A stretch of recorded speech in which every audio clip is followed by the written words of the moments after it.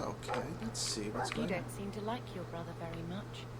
And here I thought it took blood magic to read minds. I had a twin brother, Carver. He used to nail my braid to the bed while I was sleeping. I never thought I'd miss him this much. Sorry about your brother. Hey, you want mine? I got a spare. That would be cruel and unusual punishment. But thank you for being nice to her like that, Varric. That was very gentlemanly of you. And yes, I do remember when he would do that. And I'd hit him for it. And then I'd get yelled at and punished too. Yeah, I do miss him.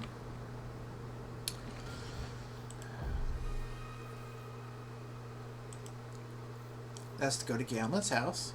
Aveline may have information about working with the city guard. Talk to her at the barracks of Viscount's Keep. Find a way to become a partner. Get the Deep Roads expedition started. It is a vital quest. Bring 50 sovereigns to Bartrand to become an expedition. Talk to Varric and Lieutenant's Hangman Pub.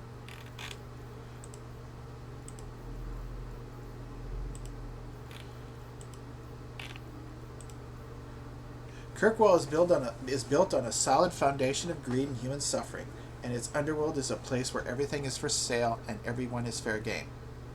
There are many criminal empires within the city, some of which have been around since the Imperium used Kirkwall as a hub in the slave trade. Alliances, spying, manipulation, betrayal, and open warfare are all commonplace in the never-ending struggle for power. The Coterie is a thieves' guild that has been around for almost a century, but until recently was never a major player in the underworld. Some 20 years ago, the strongest of the local criminal empires was an ancient guild known as the Sabrathon, but its leader was betrayed from within, and during the turmoil, the Coterie made a successful grab for power.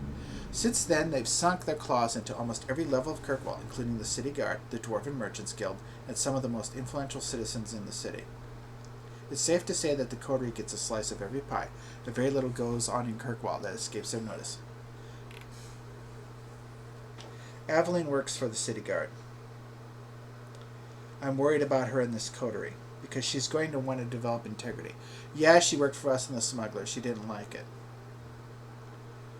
But this...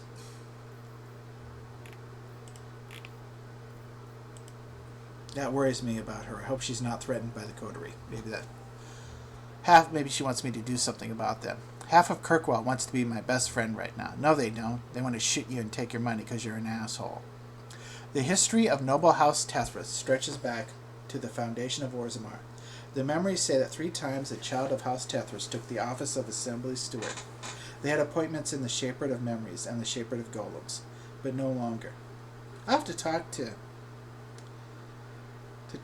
Varric, see if he knows anything. I'll have to talk to Tethras and see if he knows anything about golems. They sound like magnificent mystical beasts, just amazing. They're not really beasts, they're creatures, or constructions, I should say, constructs. So magical and mystical, amazing. In the second year of the... even though they didn't... well, they don't... it's a mystery how they were forged, and I would like to know.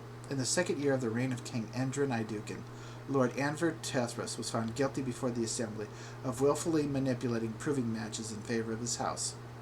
For this affront to the ancestors, he and all his house were sentenced to exile on the surface.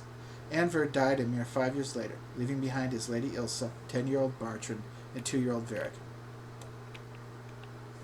Exile's surface life and the loss of her husband conspired against Lady Ilsa, who took to drink, leaving young Bartrand to manage what was left of House Tethras. I don't know where I would be without Malcolm and Leandra, without my mother and father. I don't know where I'd be without them. I think I would be lost. I don't think I would be the person I am today without them.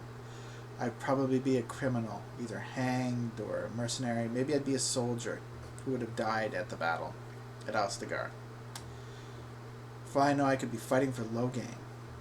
By the time he was 15, Bartrand had doubled his family's fortune. The disgrace of House and Bethany, she would be taken to the tower and I'd never see her again. By the time he was 15, Bartrand had doubled his family's fortune.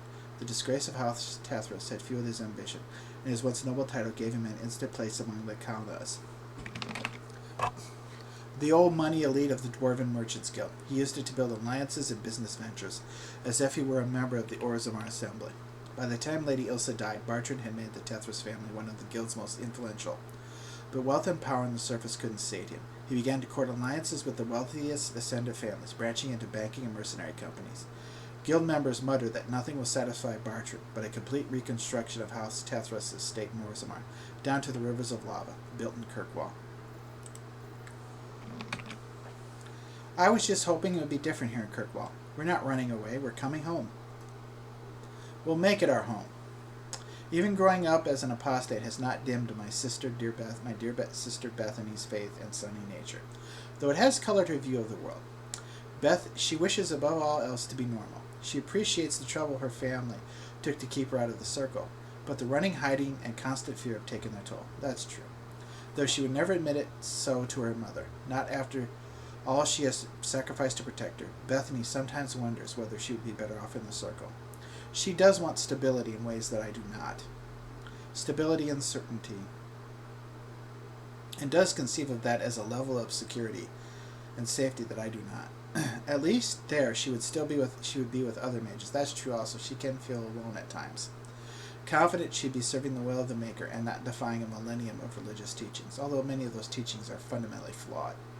Still, her first loyalty is to her family, despite her doubts. She gladly embraces her magic if it keeps them safe. That's true. She has a teasing rivalry with her twin Carver. And she does greatly respect me. Which Carver didn't, but I wish he'd survived. The hero of Ferelden was born castless in the slums of Orzammar. She impersonated a man of the warrior caste in Orzammar's provings, a crime punishable by death.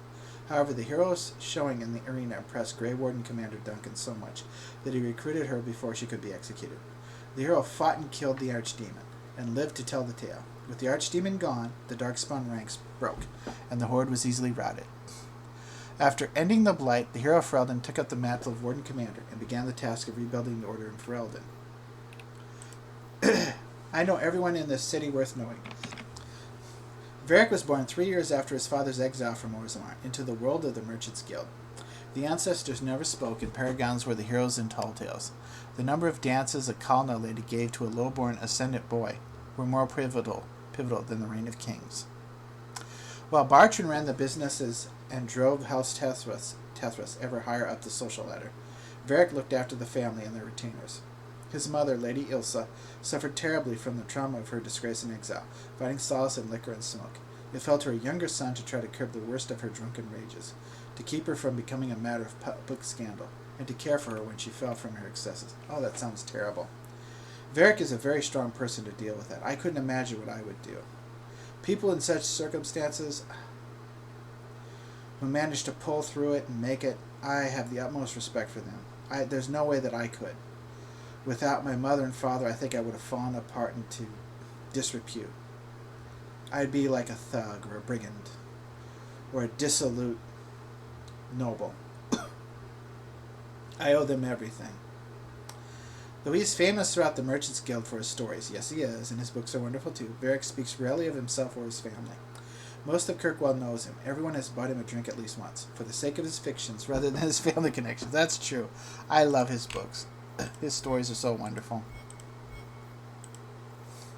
But yeah, he's a strong person to weather that, because I don't know what I would do if my mother was like that. I think I'd fall apart. I think it would destroy us.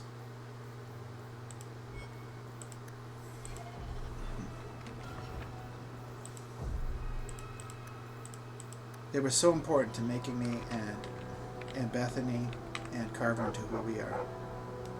Ah, long time no see, my friend. Hi, Worthy. Worthy. When did you get back into town? Oh, just a month or so ago. Things didn't work out in Orzammar. You aren't still working for Athenril, are you? Your year must be up by now. I'm funding an expedition. I'm looking to become an explorer of a sort. I heard. Bartrand's hard to take, but his information is usually good. Hard to take? That's putting it mildly. I'll tell you what. I still have my old contacts. You need some rune crafting done, I can arrange it for you. Take care, Hawk. Don't get dead. Thank you. Oh, and he even gave us a rune of protection. That's nice.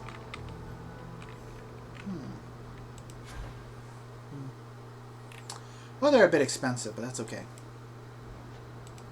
Always a pleasure, Hawk. Thank you.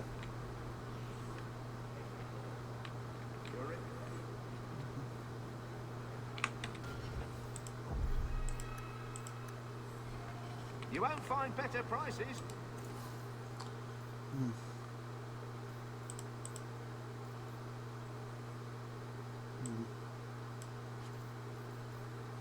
And we need all the money we can get.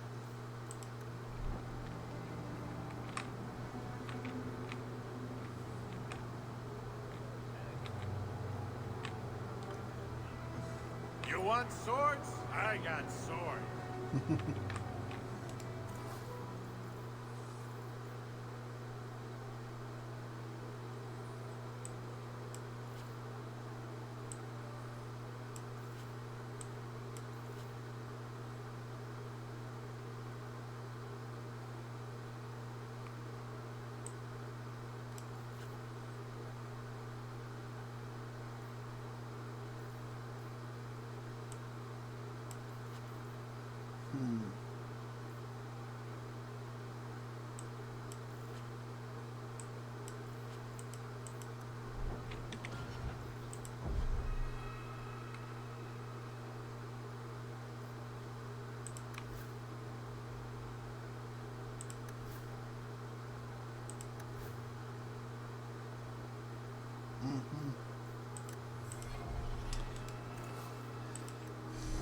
Here.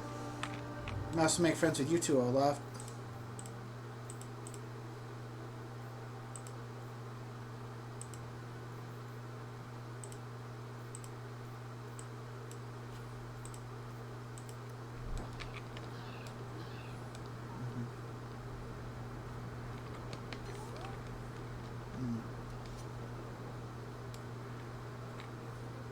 I'm just going to take a quick look around.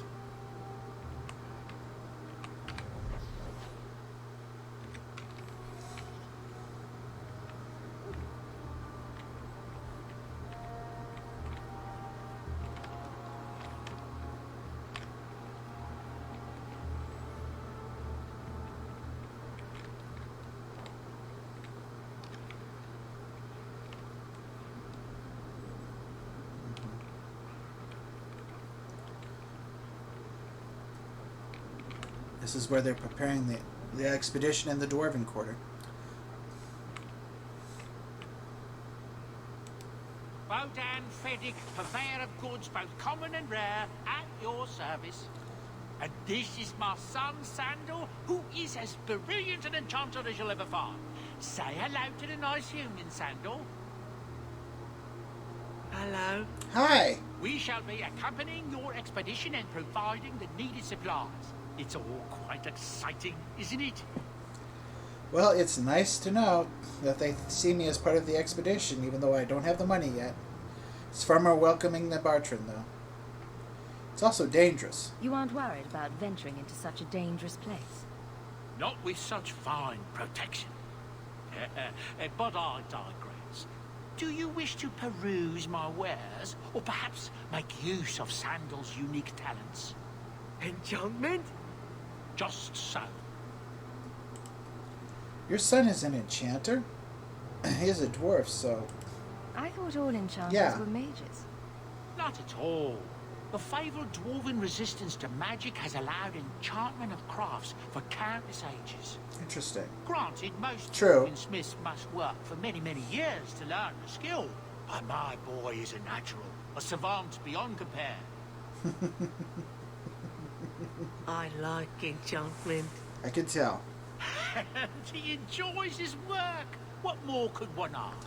Yeah, that makes sense. I can't believe I'm so foolish. Of course. I mean, think about it. Because dwarves create runes. Just like Worthy does, or obtains. So even though they can't do magic themselves, they can work with lyrium. They mine lyrium. They're one of the people who can mine lyrium without dying horribly from it. So yes, of course they know how to work it. And they're magnificent legendary smiths and miners and craftsmen, so yes. How did you end up here, by the way? You two don't seem the sort to hire onto this sort of expedition. My son and I have never played it safe. Never kept to the tried and true roads. In fact, we have just returned from adventures while accompanying the hero Wow. of Ferelden, legendary Grey Warden and vanquisher of the Blight. You knew the hero of Ferelden? So you helped to defeat the Blight? In our small way, perhaps. We did not fight at the Grey Warden's side, of course. The hero of Ferelden is a fine woman. After all her accomplishments, may she find even greater success. But surely my past is hardly of interest to the likes of you. Let's see what your son can do. Enchantment! I'm going to wait. I just want to see what this looks like. Okay.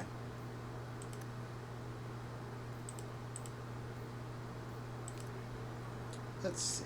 What do you need, my good friend? See what you've got. Let's see what you have. By all means, feel free to peruse my wares whenever you wish.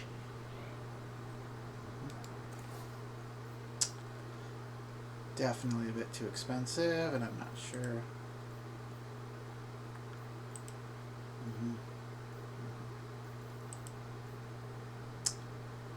Health potions would be nice.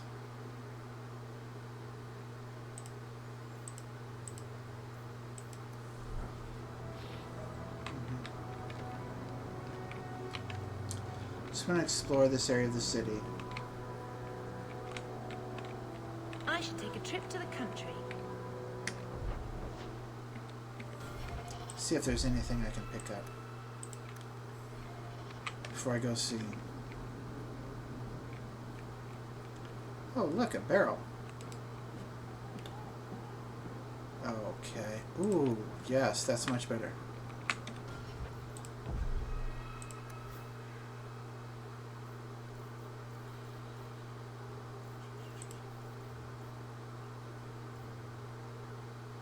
Oh.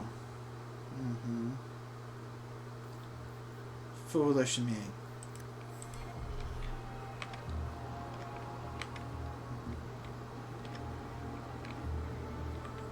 Well, we'll hold on. Be careful if you're going into the Rose. It's a favorite hangout of crime bosses and tax collectors. We're going to wait. Besides, with a name like the Blooming Rose, it's probably a bit different. At the height of the Tevinter Imperium slave trade, Kirkwall's elite prospered beyond dreams of avarice. Hightown was built for the wealthiest slavers, its glitzy mansions rising atop a great wall of rock that borders on one side the waking sea. Lowtown cowered on the other side until Kirkwall's slaves rose to plunder and destroy Hightown's riches. Today, Hightown's prominent buildings are the Keep, home to the ruling Viscount, and the Chantry, home to the Grand Cleric and the city's religious center. Both are converted estates that once housed wealthy magisters, rebuilt and converted after the uprising. From In Pursuit of Knowledge, The Travels of a Chantry Scholar by Brother Genitivi.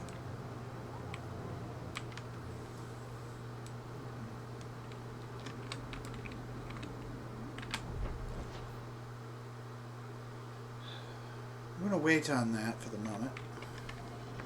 I'm going to go back and see where Mother is first before I do anything else. So we'll come back to town, but I want to see it. I like this. Usually I feel like I'm kind of suffocated by all the walls being so close together after living in the country so long.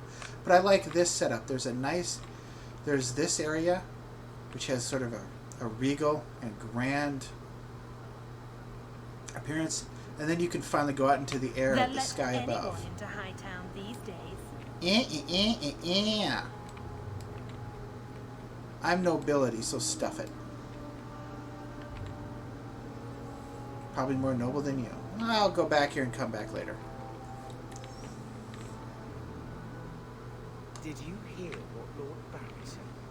Kirkwall is good.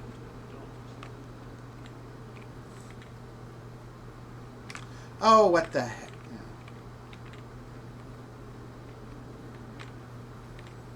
I'll go talk to Aveline.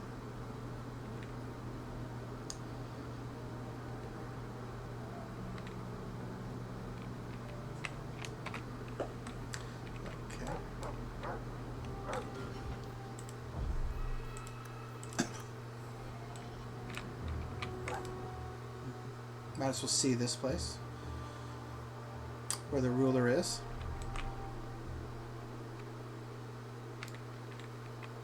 How much longer do I have to wait? Messiah, please stop kicking the wall. Who are you to talk to me like that, you bloody peasant? The guard will throw you out if you kick that wall one more time.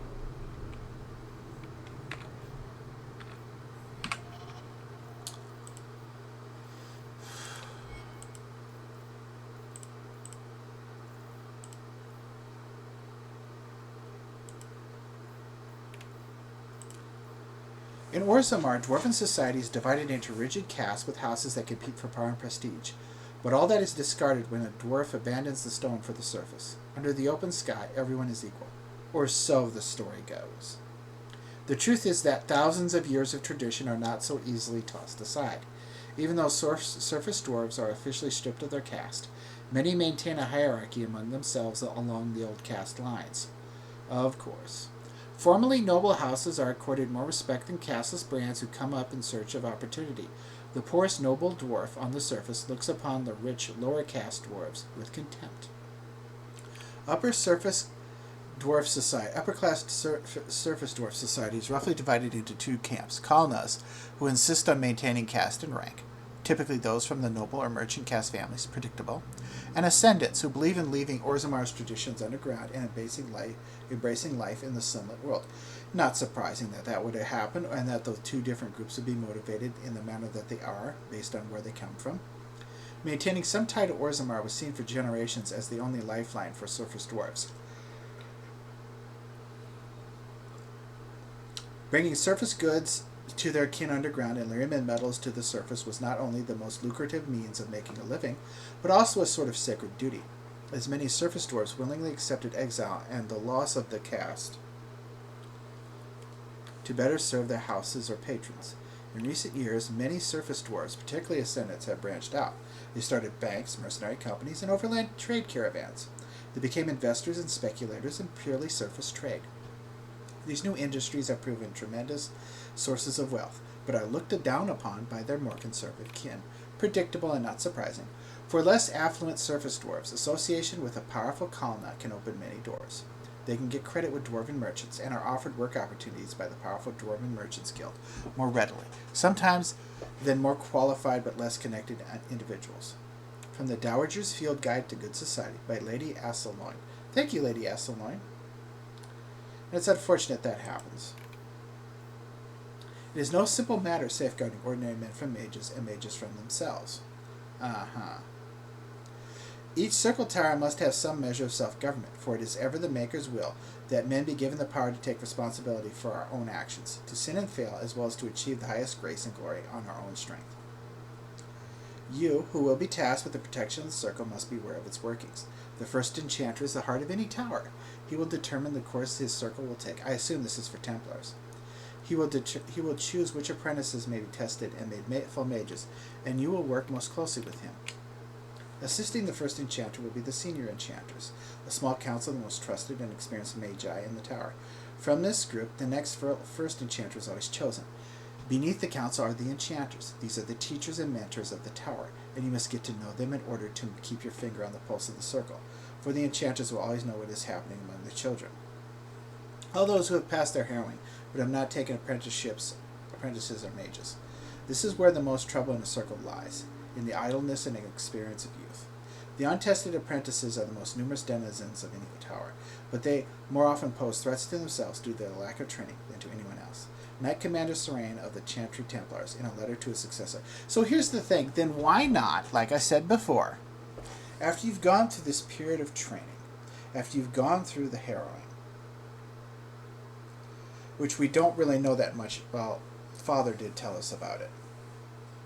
And that's one of the reasons why we don't want them to take Bethany. Is why not have them stay at the circle, be educated there, assess them there, and then let them go while keeping the phylacteries. And in many cases encourage them to join the Templars to police themselves, to be part of courts that judge and assess the mages. In other words, incorporate them. And again, if you have the phylacteries, you can track them down. And you have both mages and Templars working together, that helps to balance things out. And if they go and they run off to the Kirkwall Wilds or someplace far away like that, then let them be there unless they come back, in which case go after them.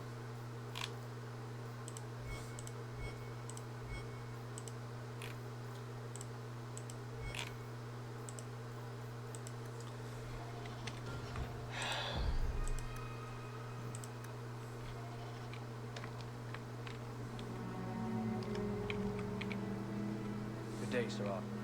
Thank you. I appreciate the civil response. That corner looks dusty. How embarrassing. Good day, Sirrah. Thank you.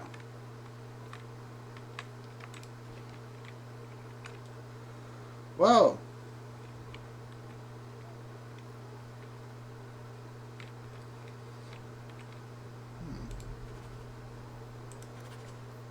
Bottled Scar 534 Exalted, a rare collaboration between human and elven vintners.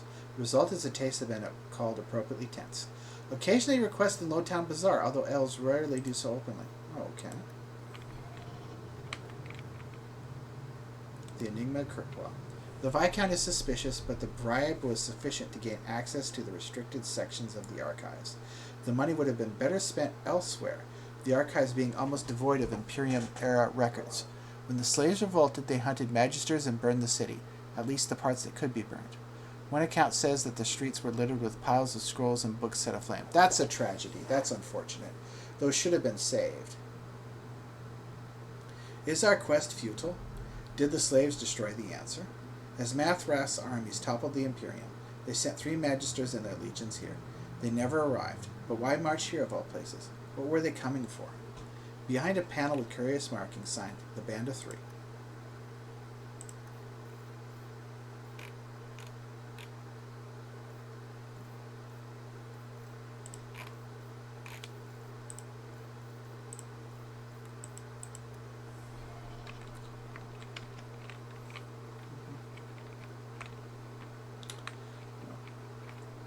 The Lomarin Accords. 50 years. That's how long it took the Imperium to drive out the Qunari occupation, but the rest of northern Thedas was not so lucky. Both divines, white and black, declared exalted marches, and for the only time since the schism of the Chantry, they worked together. Yes, an extraordinary situation. A century-long siege resulted, with the giant Qunari entrenched in Antiva and Ravane, and all of Thedas throwing armies against them. The war drained the resources of every nation in Thedas, leaving most on the brink of collapse. For the giants, it did not appear to be the damage to their armada, or the loss of their soldiers, but the terrible toll upon the Ravani population that prompted their retreat. When the third new exalted march had all but massacred the people of Kantar without even chipping the Qunari occupying force, the giants finally withdrew. Interesting. They left because the converts were being killed, not because they were losing. Evidently, they valued the people who were converts, who were not themselves racially Qunari or ethnic, because they wanted to protect their believers, and they felt that protecting their believers would lead. That's noble. That's good. That's very difficult to do.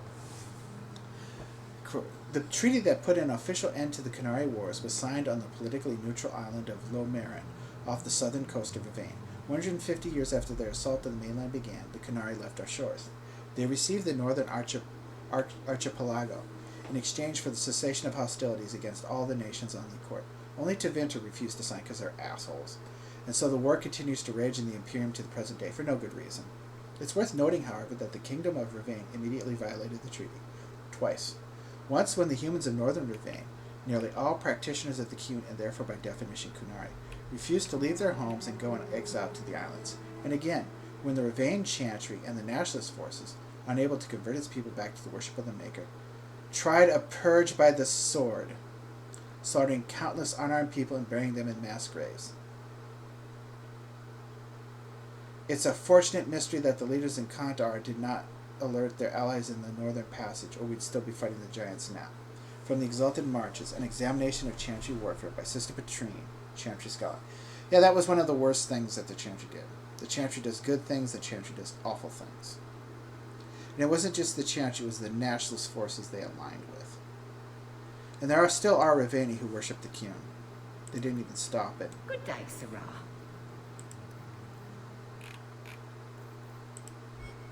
Good day to you. Good day to you too, ma'am. Thank you for the pleasantry.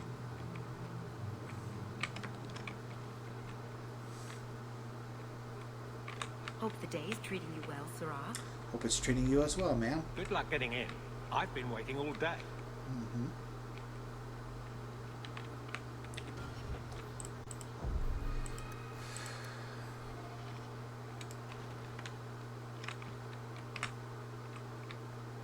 Good luck getting in. I've been waiting all day. The Divine is the titular head of the Chantry, although since the schism split the Imperial Chantry into its own faction, there are now in fact 2 Divines at any one time, yes. One Divine, informally called the White Divine, is a woman housed in the Grand Cathedral in Valrayo. The other, known as the Black Divine, is a man housed in the Argent Spire in Minrathous. Neither Divine recognizes the existence of the other, and the informal names are considered sacrilegious. No matter the gender, a Divine is addressed as Most Holy or Your Perfection. Beneath the ranks of Divine is the Grand Cleric. Each Grand Cleric presides over numerous chantries and represents the highest religious authority for their region. They travel to Valrayo when the College of Clerics convenes, but otherwise remain where they are assigned. All Grand Clerics are addressed as Your Grace. Beneath the Grand Cleric is the Mother, or in the Imperial Chantry, the Father. If a mother is in charge of a particular chantry, revered is appended to her title. These are the priests responsible for administering to the spiritual well-being of their flock. A mother or revered mother is addressed as your Reverence. Brothers and sisters form the rank and file of the chantry and consist of 3 main groups: affirmed, initiates, and clerics. Affirmed are the lay brethren of the chantry, those regular folk who have turned to the chantry for succor. Often they are people who have led a difficult or irreligious life and have chosen to go into seclusion, or even orphans and similar unfortunates who were raised by it. Often they are people who have led a difficult or irreligious life and have chosen to go into seclusion, or even orphans and similar unfortunates who were raised into the chantry life. The affirmed take care of the chantry and are in turn afforded a life of quiet contemplation, no questions asked. Only those folk who take vows become initiates. These are men and women in training, whether in academic knowledge or the martial skills of a warrior. All initiates receive an academic education, although only those who seek to become Templars learn how to fight in addition. Clerics are the true academics of the chantry, those men and women who have dedicated themselves to the pursuit of knowledge. They are often found in chantry archives, sages presiding over libraries of books and arcane knowledge. The most senior of these clerics, placed in charge of such archives, are given the title Elder, although such a rank is still beneath that of Mother. All other brothers and sisters are addressed simply by noting their title before their name, such as Brother Genitivi. From a guide for ambassadors from Oblige. I wonder if Brother Genitivi Ghost wrote that. Viscount must be terribly busy. Oh, the person is a fan of his work. The Viscount must be terribly busy. Genitivi would put his name to it, probably. How much longer do I have to wait?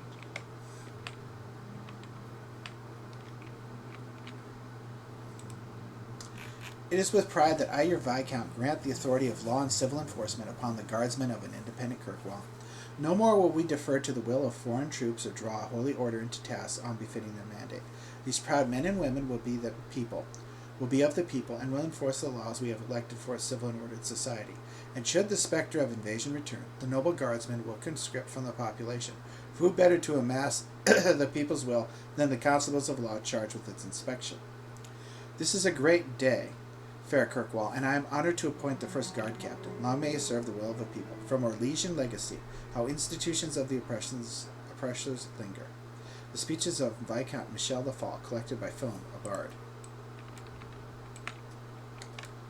Hope the day is treating you well, Sirrah. Aveline, I will talk to you in a Perhaps moment. Carver would have worked here, with Aveline. That would have been nice. Would have been really nice. I love doing that. Okay. And alright. And in fact, yeah, I could see Carver as a guardsman. It would have helped to mature him, to settle him down.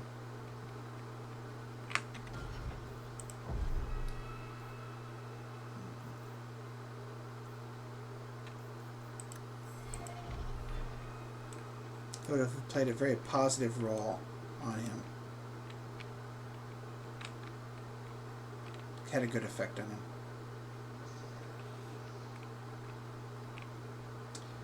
That reminds me. Let me check something.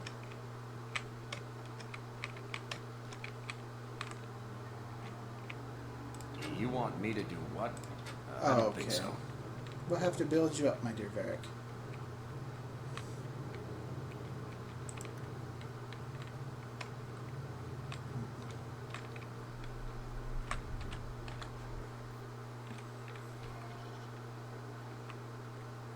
Good luck getting in. I've been waiting all day. Hope the day's treating you well, Sirrah.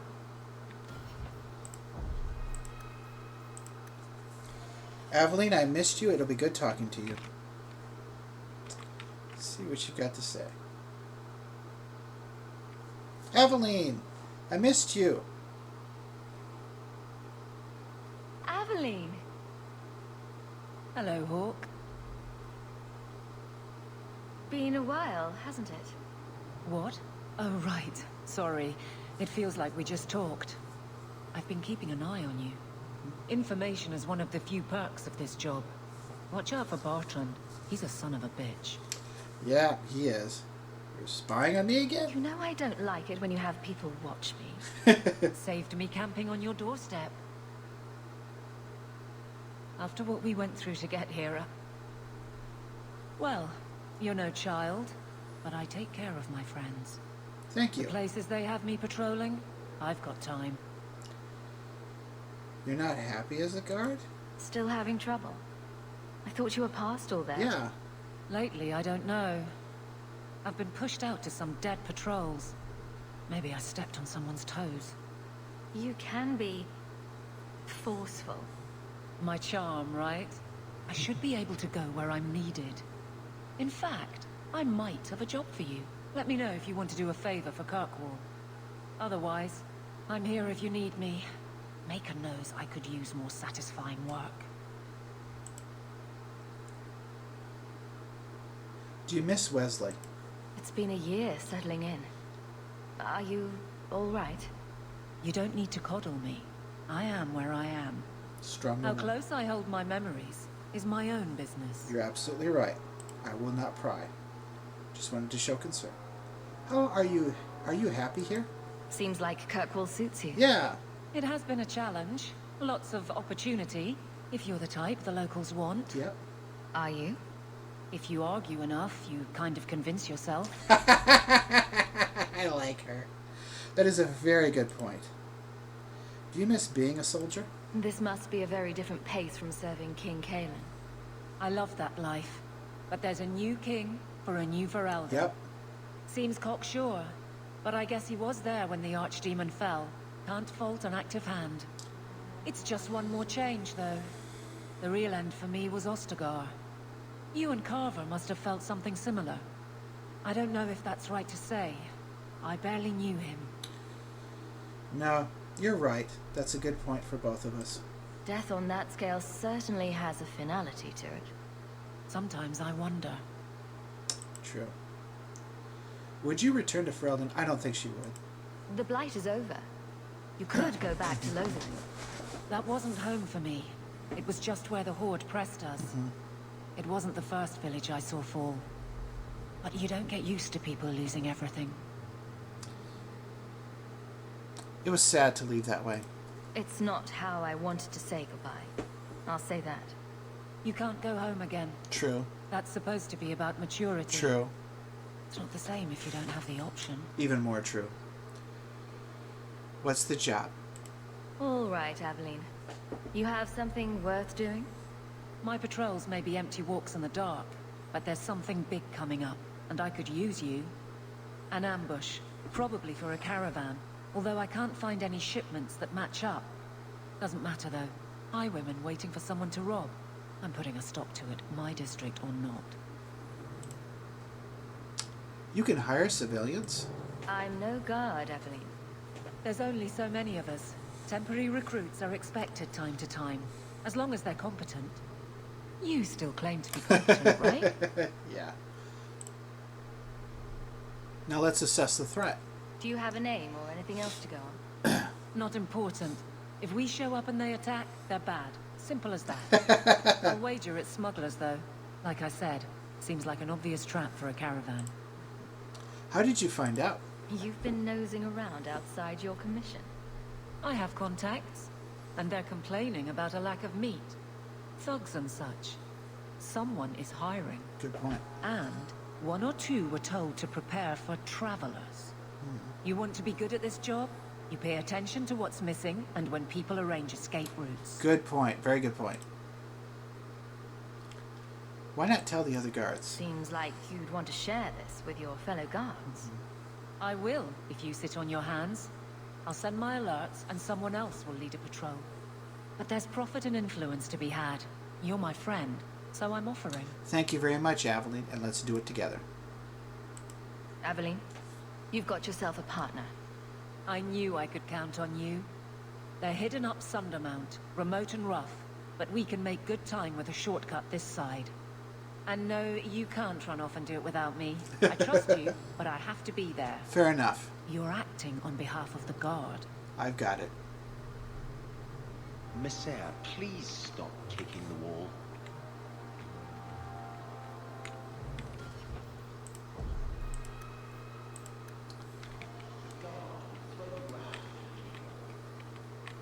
The Viscount must be terribly busy. I've been waiting most of the day.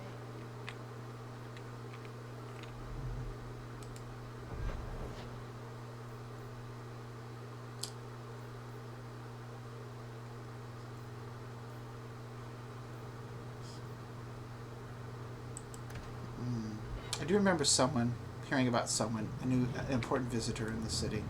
You show admirable restraint, Bethany. For a mage, you mean? I could also say for a hawk. But yes, for a mage. You have a sword. Why aren't you killing someone right now? Good show, sister. Fair point. But I can put my sword down. Believe me, I have tried. I don't want you to put it down. I think it's beautiful when you make magic, Bethany. I think it's a wonderful gift, and it's too bad that people look down on you for it. Did you want buttons? Shell buttons, was it?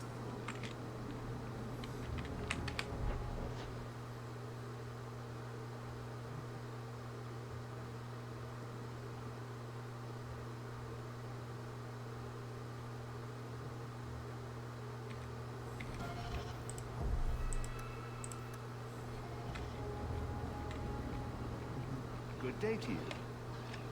Sebastian, stop this madness. The Chantry cannot condone revenge, Sebastian. It is my right, my duty, to show these assassins there is nowhere in the Free Marches to hide. This is murder. No. What happened to my family was murder.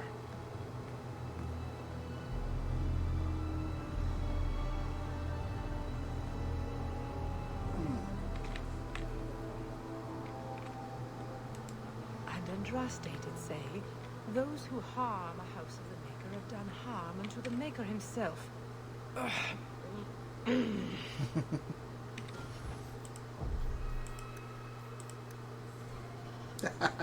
Working on that.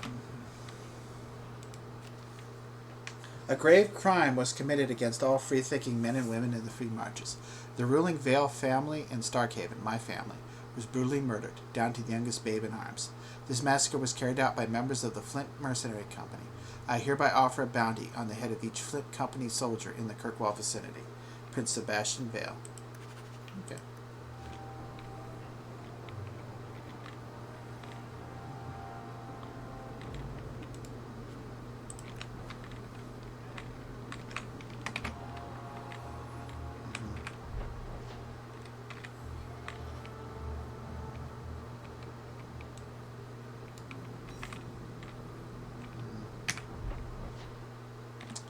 Just one thing I want to check out.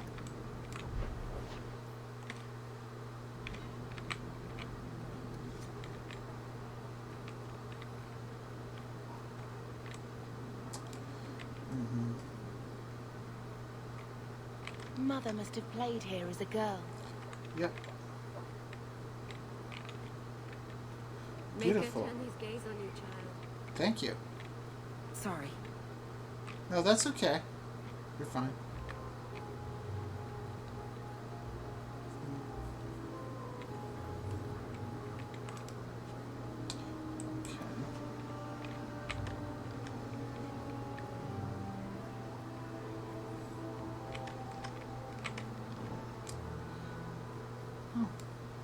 nice. Yeah, I do enjoy it. I love these areas.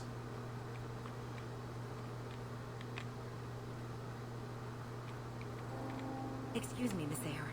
Certainly.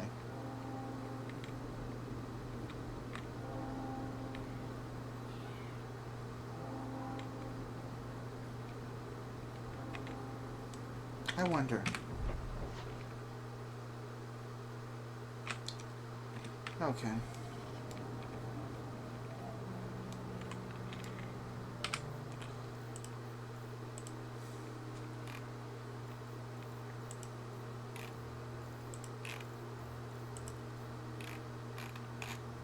If it's family you protect, doesn't matter who it is, blood or not. I feel the same way about you, Aveline. Aveline was born in Orlais, but she never knew the country. Her father, Benoit Dulac, was a chevalier who lost his patron to the game of intrigue. He fled to Ferelden while Aveline was an infant, and though his holdings were meager, he was determined that she would have the life he had lost. She would become a knight, no matter the cost. He eventually sold everything to sponsor Aveline into King Caelin's service. What a father, great dad. Reminds me of my father, Malcolm, who gave up everything for us. Knightly skills seemed bred into Aveline's bones, but she had her doubts, starting with her namesake, Sir Aveline. The first female knight of Orlais was orphaned, mocked for her looks, and murdered when she dared stand with men in tournament. Her glory lies in tragedy, but the living Aveline doesn't revere sacrifice. Good point. A principled death is still a death. Correct. Her father was proud of her, but she would never be the knight he wished for. Correct. Aveline married Wesley Vallon while serving in the Ferelden army. They were kindred spirits and determined guardians. His death during the Blitz scarred her. Yep, not just his loss, but that she failed to protect him. I know how that feels. I feel the same way about Carver. For reasons I feel so close to her. Aveline has healed in the past year, but she has yet to forgive herself. Accordingly, she is fiercely protective of the Hawks and Marion. Myself. They share a bond in loss, we do. A connection she cherishes, but will not allow it to be repeated. And me too. I'm going to do my best to ensure that it doesn't get repeated.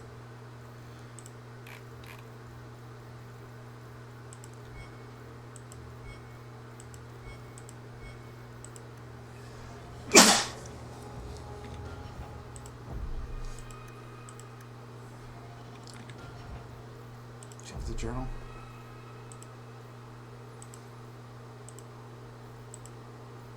Film Miss Amulet to keep your marathon in the Danish camp at Sundermount. Go to Gamma's home in Lowtown. Gotta get the 50 pieces. Talk to Varric.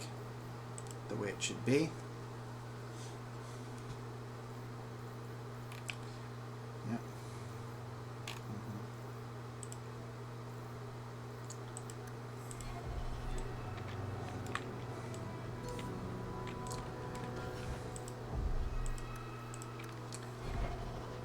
Let me just check something.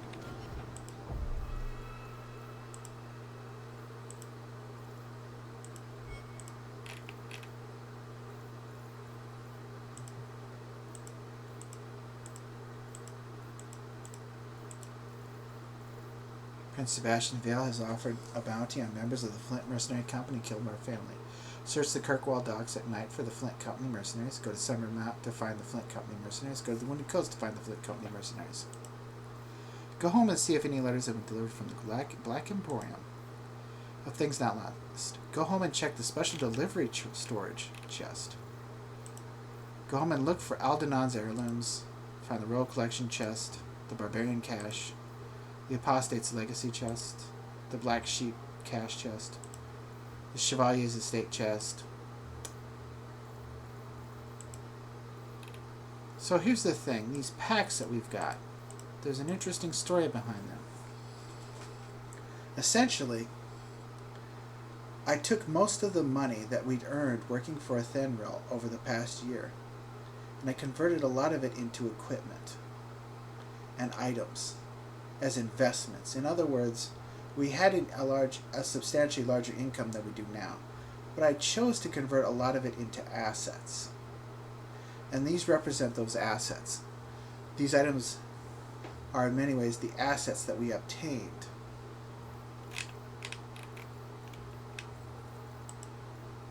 By working for Athenril.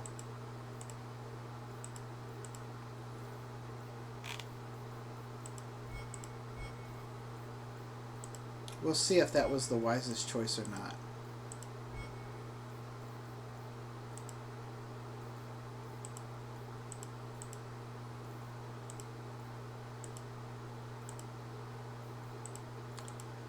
I'm going to talk to Varric before we go home to Gamlin.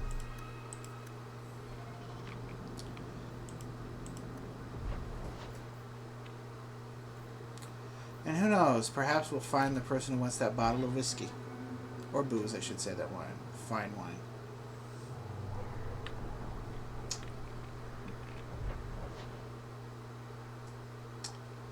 There's the Elven Vintner. And there's Lady Elegant. Oh, I remember her.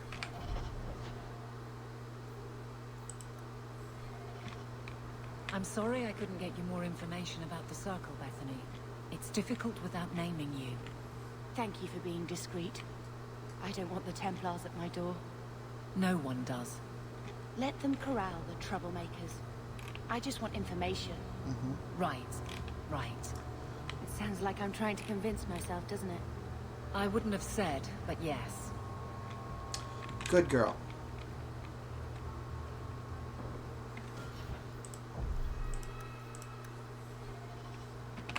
Oh, Lady Elegant, I've worked with you before. And I must say, I appreciate the initiative and good thinking that you're showing, Bethany, by trying to develop some intelligence on what the Tower is up to, the Circle Magi and even the Templars are up to. My. If it isn't Hawk. Good to see you again, Elegant. Lady Elegant, if you don't mind. I'm a married woman now. Last time we met, you were still in Athenral's employ.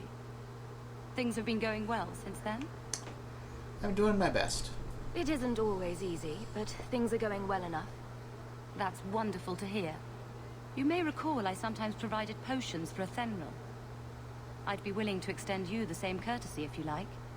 All I ask is you inform me of any interesting reagents you find. In exchange, I'll approach my contacts on your behalf. And of course you'll need the appropriate recipes, such as this one. Free, for old time's sake. Oh, thank you so much. I really appreciate that. That's so kind of you. Alfred potions. Health regeneration, 80%. Injuries, -1. Cooldown, 30%. Well, it's nice that we've got them. Well, wait, we need Alfred. Okay.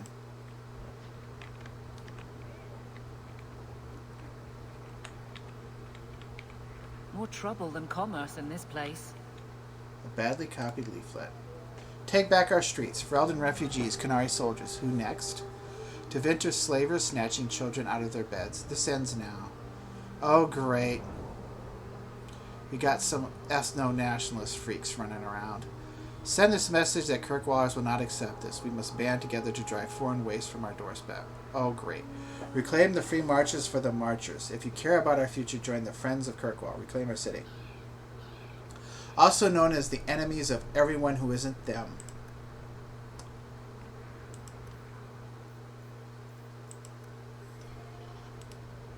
Lowtown sits in a massive cauldron-shaped pit that was once Kirkwall's first quarry.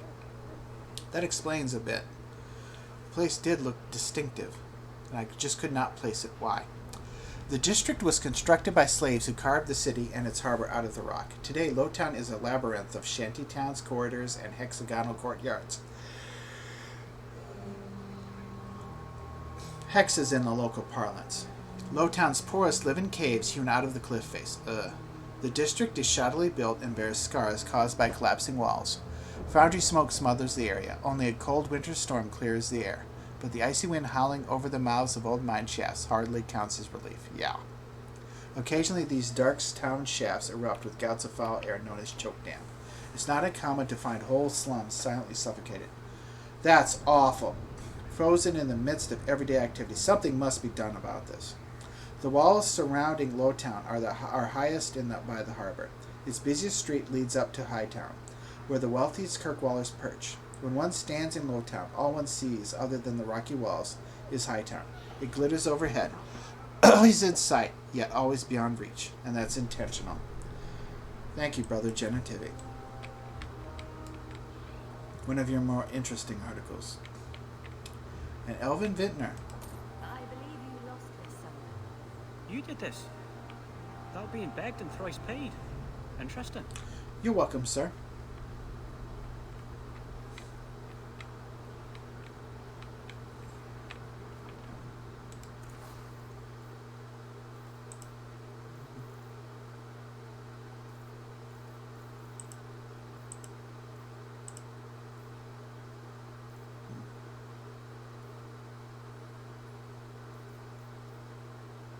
Save our money for now.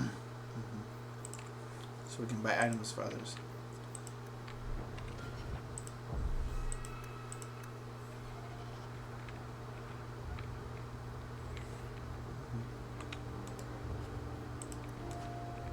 Okay.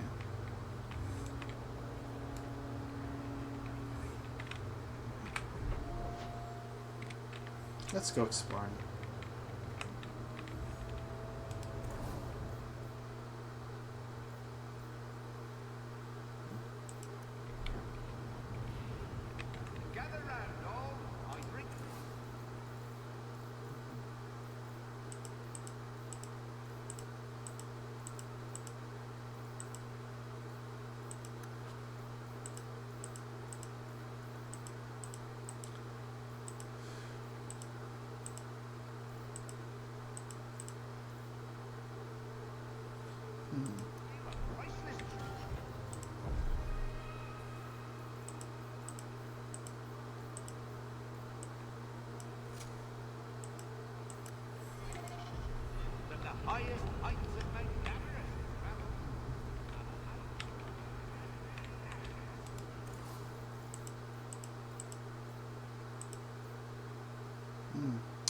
Okay, some health potions.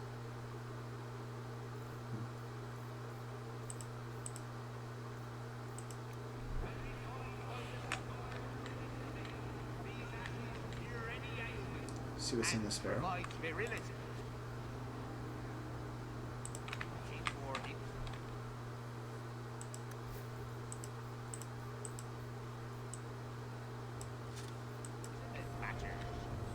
Do I have a volunteer? Free drinks for the guards, but accept and you wake up in the alley. Yeah.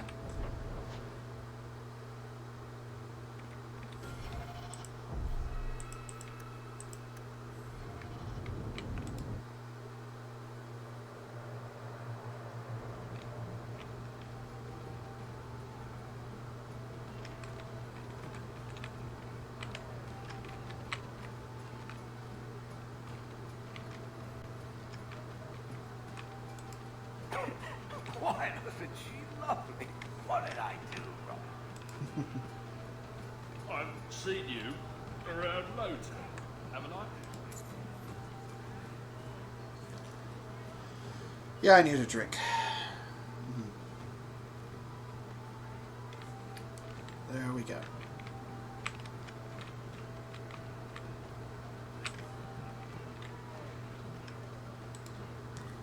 We'll talk soon, Varric. So, I noticed some notes on. Welcome to the Hanged Man. Any news? What's the word on the street? You hear about the Earl of Redcliffe? Some say Andraste herself reached down and cured him so he could unite the land. What else? Any other news? I hear rumours of a healer in Darktown who's looking after the sick. For free. Imagine that. What else? Any other news? The craziest thing. Apparently, the pigeon population has taken a nosedive in Ferelden. Weird, huh? How do you connect What these kind of things? sick individual preys on those innocent things? Well, they do shit everywhere, but other than that, yeah. I mean, first pigeons are dying left and right, okay. And then, oh, look, there's somebody healing people in Darktown for nothing. Okay. And oh, Redcliffe. Any other news?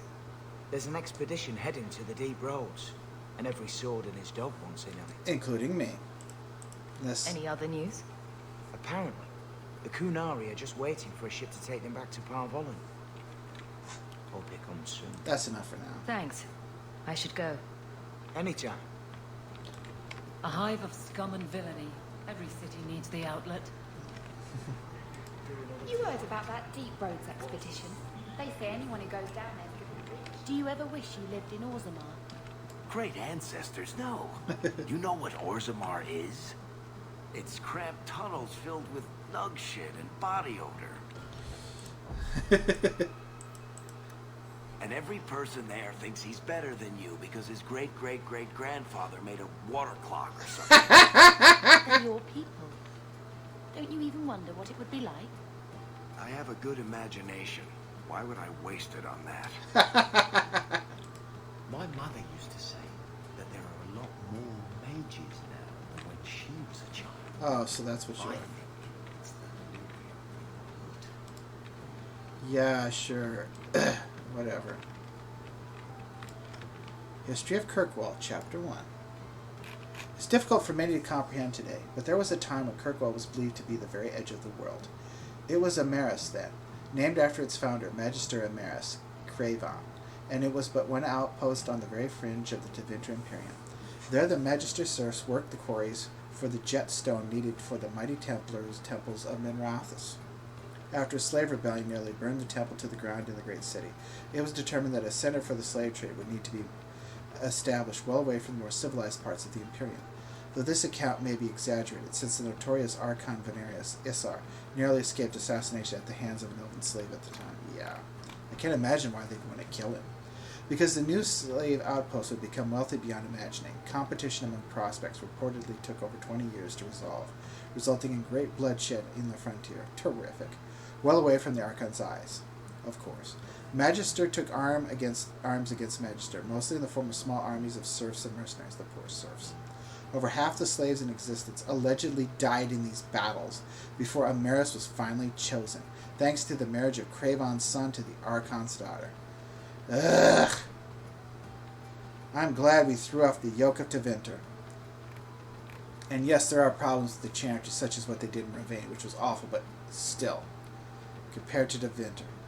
Within a mere decade, the mighty fortress was erected on the cliffs, where actually what they did in Ravane was awful, but still, the body count here of Tevinter is just so much more staggering. It's bad for the Chantry, but it's so much more staggering. And at least there are movements to try and rectify what the Chantry has done within the Chantry, not Tevinter, or if there are, it's far weaker. Within Tevinter. Within a mere decade, the mighty fortress was erected on the cliffs where Kirkwall now stands. Over 1 million slaves passed through its gates before the Imperium eventually fell, an unimaginable number by today's standards. The Craven family itself became patrons of the next 3 Archons, as well as one of the driving forces behind the extension of the Imperial Highway into the Ferelden Valley, a move that would cost them considerable political influence after the resistance of the Alamari tribes. During its height, Amaris was a jewel to rival the mightiest of imperial cities and the greatest center of civilization outside Tevinter. From Kirkwall. A hive of scum and villainy. Every city needs the outlet.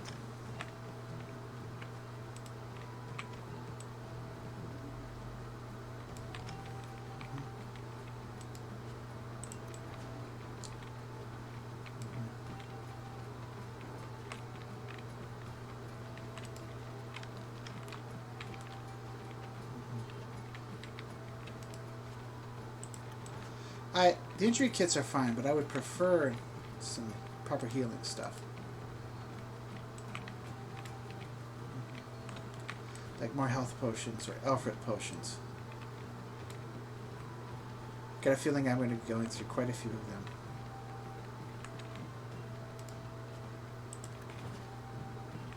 Shawl of Dalsdaughter. An old shawl embroidered with a family name, a Tevinter symbol of femininity, and the crest of the blooming rose.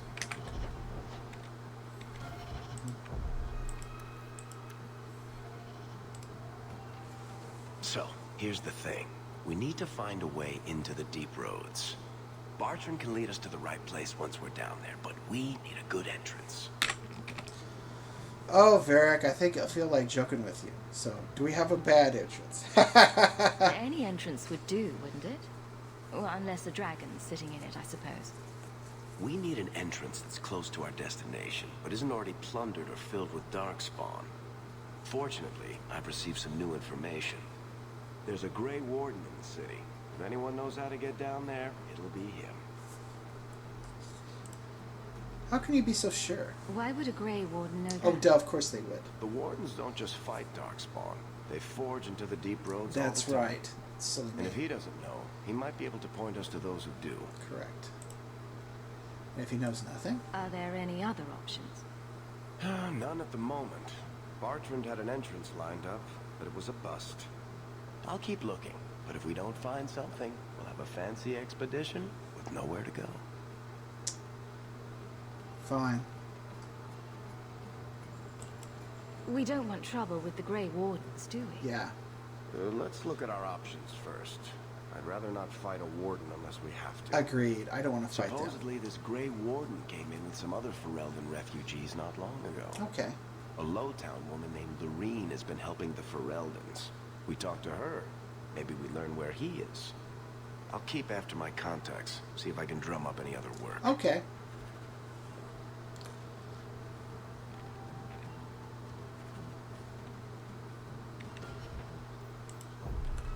Yeah, we just want to talk to him. We don't want to fight with him or anything like that.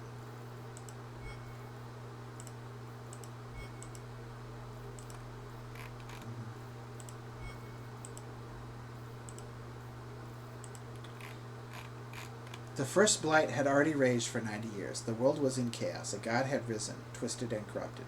The remaining gods of Tevinter were silent, withdrawn. What writing we have recovered from those times is filled with despair, for everyone believed, from the greatest archons to the lowliest slaves, that the world was coming to an end. At Weishaupt Fortress in the desolate Anderfels, a meeting transpired. Soldiers of the Imperium, seasoned veterans who had known nothing their entire lifetimes except hopeless war, came together. When they left Weishaupt, they had renounced their oaths to the Imperium. They were soldiers no longer. They were the Grey Wardens. Well, something useful came out of the Imperium, the Grey Wardens. The Wardens began an aggressive campaign against the Blight, striking back against the Darkspawn, reclaiming lands given up for lost. The Blight was far from over, but their victories brought notice, and soon they received aid from every nation in Thedas. They grew in number as well as reputation. Finally, in the year 992 of the Tevinter Imperium, upon the Silent Plains, they met the archdemon Dumat in battle. A third of all the armies of northern Thedas were lost to the fighting, but Dumat fell, and the Darkspawn fled back underground. Even that was not the end. The Imperium once revered 7 gods: Dumat, Zazakel, Toth, Anderhal, Razikael, Lusakon, and Urithamel. 4 have risen as archdemons. The Grey Wardens have kept watch throughout the ages, well aware that peace is fleeting, and that their war continues until the last of the dragon gods is gone. And actually there was a 5th one, which was Urithamel. Because this is the 5th blight. So there's 2 more left. 2 more blights left.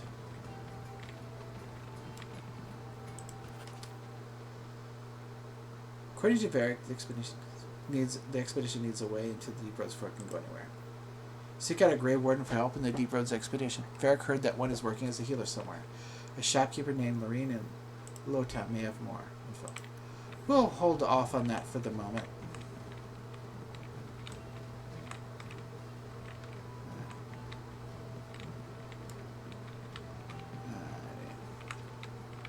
Got myself turned around.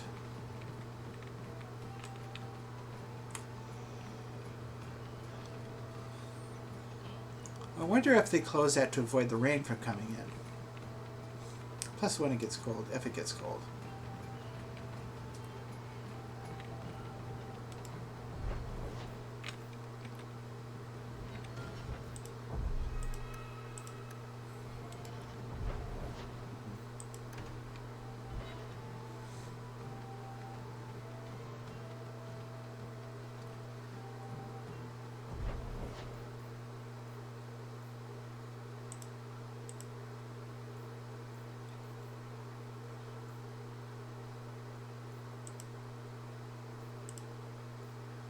Weird.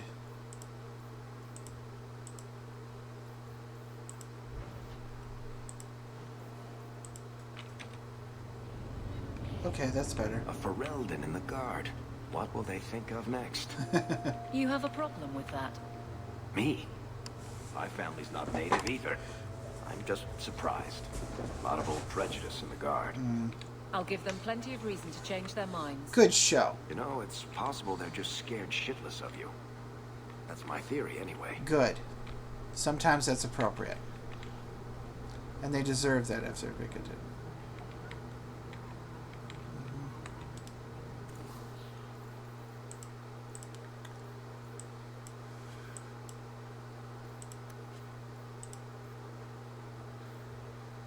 Okay, that'll be for Evelyn. Wish we had more health potions. We're going to need them. Pretty sure we're going to be going through quite a bit. I'll do a bit more exploring, then we go home first. And check our stuff. I'm just standing here. Don't look at me. Kid. You're up to no good. Oh! It is an old country saying that spindleweed grows best for the sorrowful. Verdant spindleweed in a household's garden has often brought neighbors offering consolation, usually without even asking what might be wrong. This originates from the plant's use as a seasoning for dishes meant to speed the recovery of the infirm. A person who grows much of it is likely caring for the fatally ill. An excerpt from the Botanical Compendium by Innes Arancia, botanist.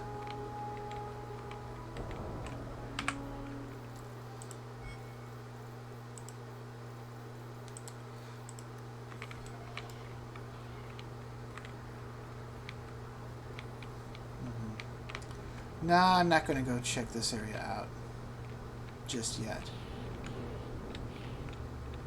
I'm sure I'll be coming down here soon enough.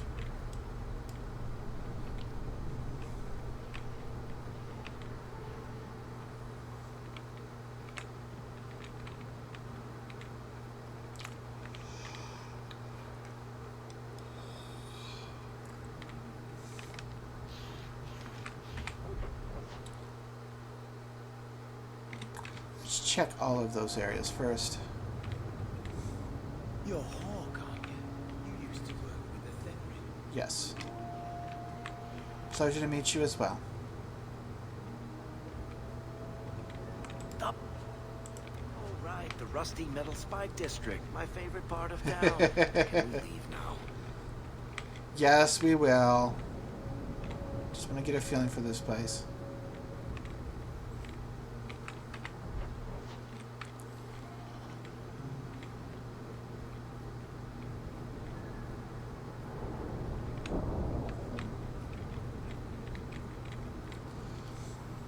Getting a feel for what was the place I used to live in. Oh.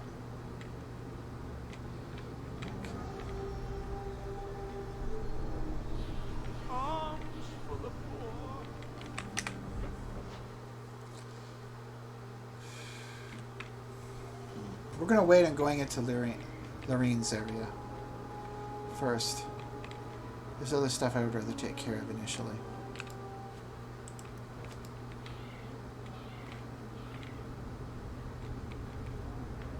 We'll come back. Okay.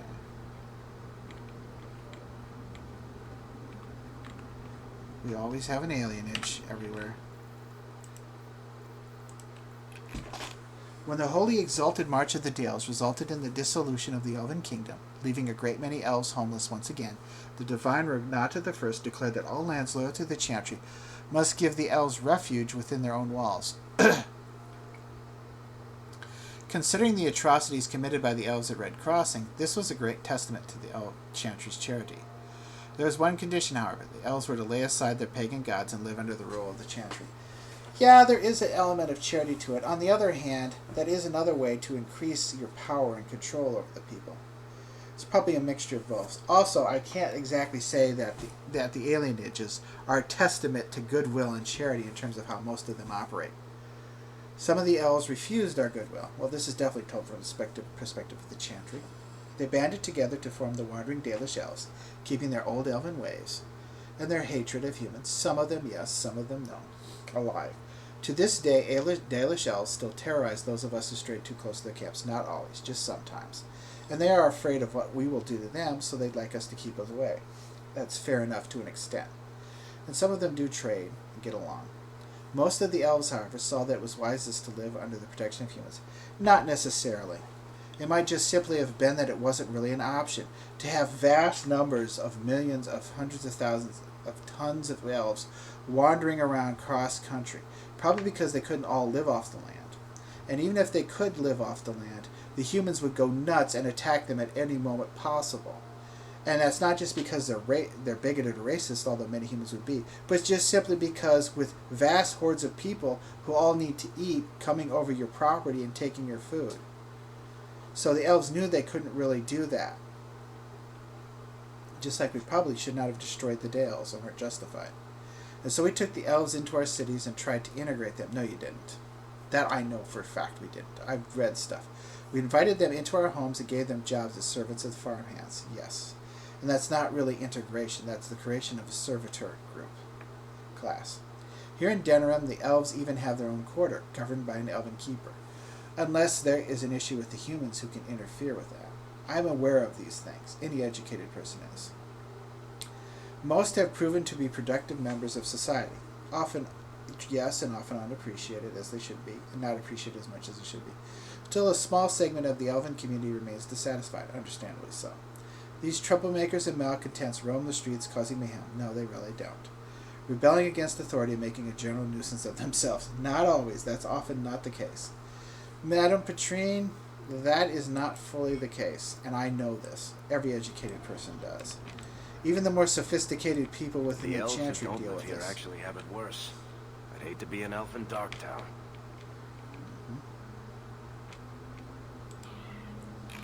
There have always been alienages. They have been around for as long as elves and shems have lived in the same lands. Ours isn't even the worst. They say that Valrio has 10,000 elves living in a space no bigger than Denerim's market. Yeah. Their walls are supposedly so high that daylight doesn't reach the Venedal until midday.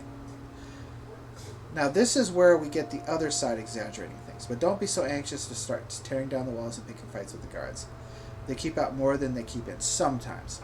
We don't have to live here, you know. Sometimes a family gets a good break and they buy a house in the docks or outskirts of town. If they're lucky, they come back to the alienage after the looters have burned the house down. The unlucky ones just go to the pauper's fits. That's an exaggeration. Sister Petrine was wrong, but this is also not necessarily the case. It is not always like that. It is often not like that. It depends. Yes, sometimes that is exactly what happens. But other times that is not. And this argument is much about keeping the people together in order to maintain yourselves as it is, and maintain your own culture and society distant from others, as it is about protection. Because yes, sometimes this most definitely does happen. Happens a lot more than it should. But a lot of times it doesn't. There are elves who've been able to make it outside there. That doesn't mean that it's right how they treat you. But the idea that you can't get out is what's wrong. One of the keys to the freedom for the elves is to get out of these alienages. And working to get out and have the society outside of you accept you. As opposed to keep you in these ghettos. Here we're among family. We look out for each other. To an extent. Here we do what we can to remember the old ways. The flat ears who have gone out there, they're stuck. They'll never be human, and they've gone and thrown away being elven too. So where does that leave them? Nowhere. This is dead wrong. This is an exaggeration. Saratha, Haran of the higher alienage, this is a case of you basically wanting to maintain your control as well. So yes, sometimes this is what happens, but many times it doesn't. So I view this with suspicion, because there are elves that have made it and made it quite well. There are opportunities. Armies do like elven archers. There is a place to be made for elven mages. There is a place for gifted craftsmen. There are communities that will treat you decently and fine. There is a lot of bigotry and racism, and that's wrong. But this idea that the solution is to stay separated and isolated is not going to work. It's not going to help you. We have to find ways to get you out within society and culture and have them accept you more. And there's a part of you, and so I see this as a mixed but your statements as with mixed motives. Yes, there is a genuine concern, but there's also a desire to maintain the system that you have. So I'm a bit suspicious of it as well.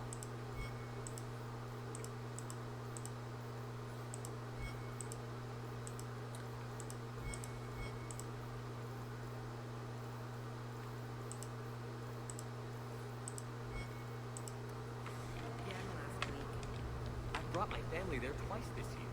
What more does she want from us? The Elven Alienage.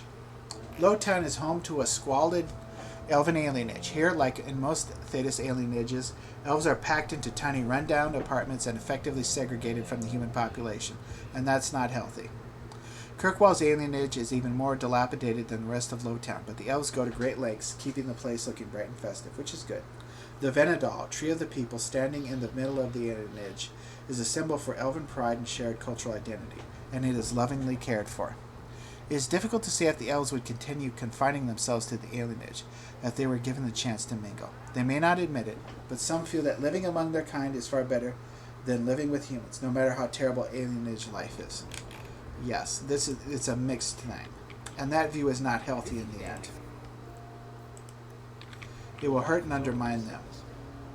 The worst is over. I pray she'll get better soon. I've missed too much work already. Society should do things to help them. And the tree is beautiful. I do like it. Here's a magnificent specimen. Grand and magisterial. Awesome and formidable. And now, let's go home.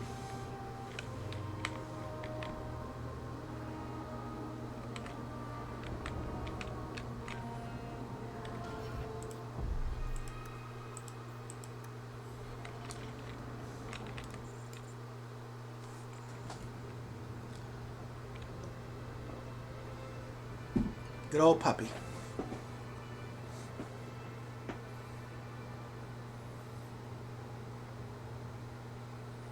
Hard to believe they left me nothing. Well, Mother was pretty steamed when you ran off with your Ferelden apostate. I'm still their daughter, their eldest.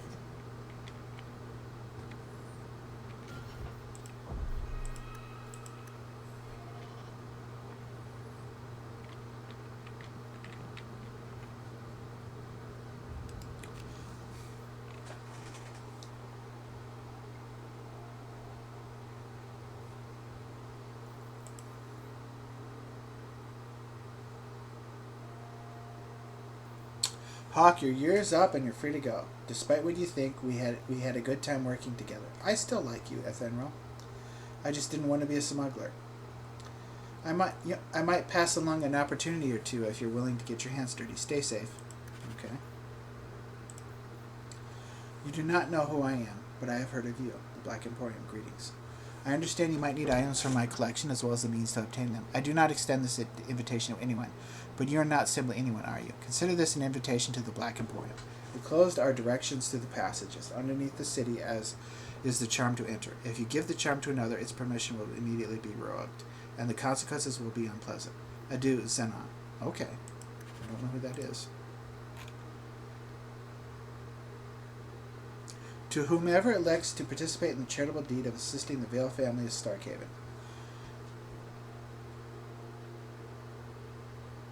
His most worthy Highness, Prince Sebastian Vale, has provided instructions for anyone brave and noble enough to attempt eradication of the rabble who dare attack his family. 3 groups of Flint Company mercenaries have been sighted in the Kirkwall vicinity. This is building on what we were going to do for him before. One group makes camp not far from the Elves of Sunder mountain range, and we're going there anyway. The second has been seeking information on the docks after nightfall. The third is far from the main road off the Wounded Coast. They are believed to have a small campsite well past any known landmarks. A princely award awaits whoever finds and defeats all these rogues. May the Maker guide you. Chanter Talitha. Okay.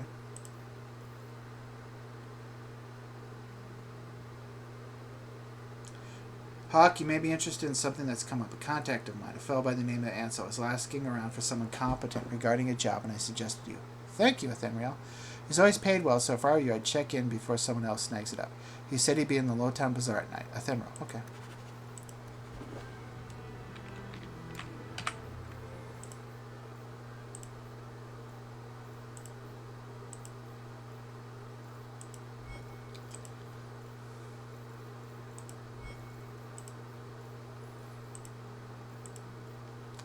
Speak with Mother about an argument with gambling. Meet Anzo in Lowtown Bazaar at night. From the Kirkwall City, go to the Black Emporium.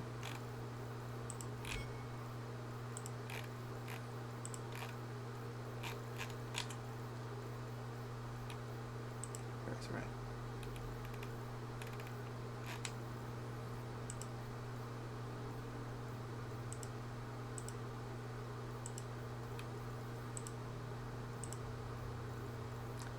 Song.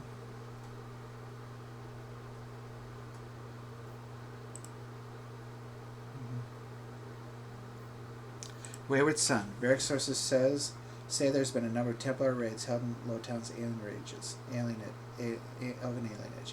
He can't verify why, however, or who's been giving the orders. According to Varric, a group of mages being transported from Starkhaven hasn't arrived at the Gallows. It's currently just a rumor, however. It cannot be followed up on this time. According to Varric sources, someone's been asking questions about a missing Templar. No search seems to be underway, however, and nothing can be done to follow up on this just yet. Varric says a dwarven merchant named Javeris has been offering a lot of coin for muscle. Find out exactly where Javeris is, however. Finding out exactly seems to be a problem. We keep looking. Varric has heard rumors that someone in the Chantry has been making quiet inquiries around Lowtown about the Canary. No one seems willing to talk about it, though. Okay. I've got it, but I'm going to wait on it. Okay.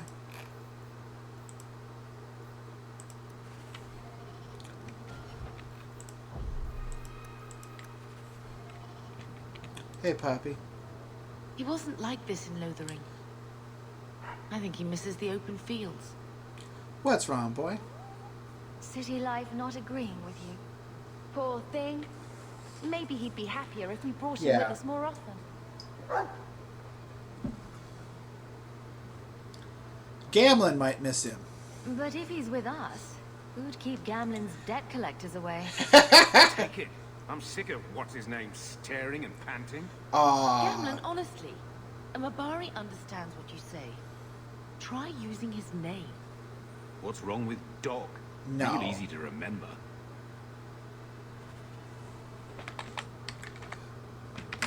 Cedric. My beloved Cedric. I will never truly feel at home as long as we are living with Gamlin. Yeah, tell me about it. I'll talk to you in a moment, Mom. One scrubbing brush, never used. I think this is the same cheese that was here a year ago. I love cheese, but ew, yeah, that's not good. I can't have Mother living in this hole. Right. We've got to get out of here. Yes, definitely. Looks like the dog's trying to tunnel his way out of this hole. Can't blame him. Yep, that dog is sensible. He understands what's going on. Talk to you in a moment, Mother. Okay, I will deal with this room. Well, this is where working from a Thenriel paid off. All of this stuff we exchanged in terms of assets. All of it we got over the past year working for a Thenriel we were able to obtain. We ended up giving a lot of our money up for this, but I believe it was worth it. Leandra had some misgivings. She still has some doubts. Bethany went along with it and accepted it, though. And Gamlin, of course, had nothing good to say. And Cedric just came along. Get out of my face. Fuck you. Oh. Mother's bad enough. I don't need you nagging me. Go away. You squandered the family fortune through your imbecility. Through your avarice imbecility. Get out of my face. Piss off, Gamlin. Bad enough. I don't need you nagging me. My children have been in servitude for a year. They should be nobility. If wishes were poppy, we'd all be dreaming. This isn't... That's not... You know what? You mean this is real?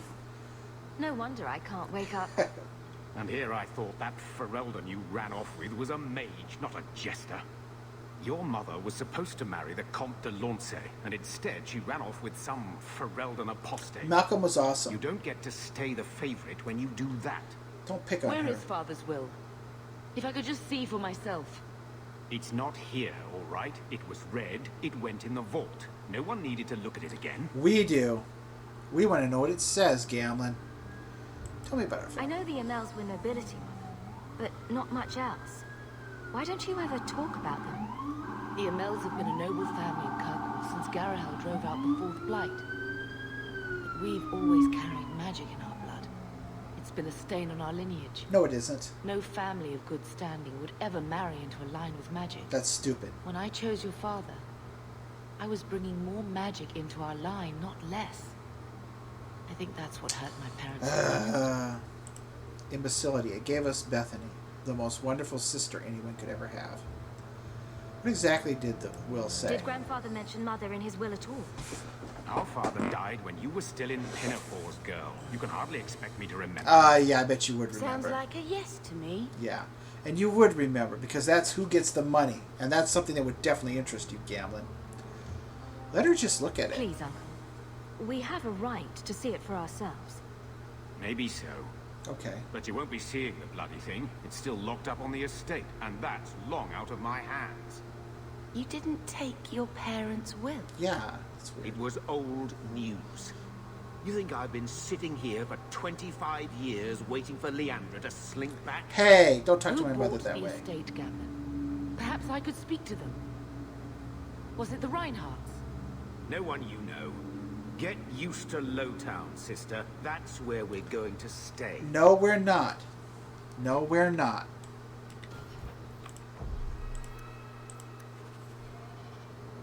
My mother's not going to stay there. I always wanted to bring your children back to meet your grandparents. Now, I wish we'd stayed in Varric. No, this is our new life, and I'm glad we have it, and we will make it worthwhile. Carver's sacrifice was not in vain. So, I hate thinking badly of family, but did Uncle Gamlin seem a little slippery when he talked about Grandfather's will?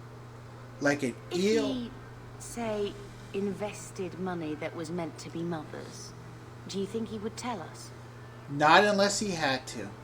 You would have to coax him out of him, at the very least. And yes, he was slippier, he was more slippery than an eel wriggling in grease in a sea of oil.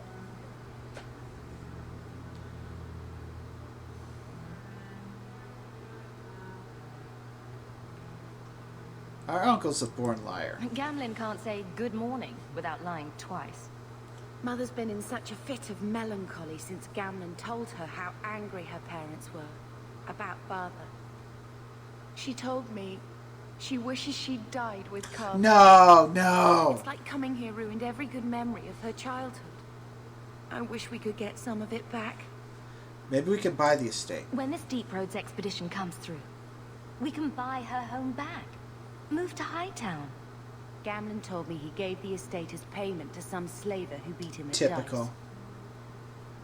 dice. Apparently, our ancestral home is now a base for slavers from all over Thedas.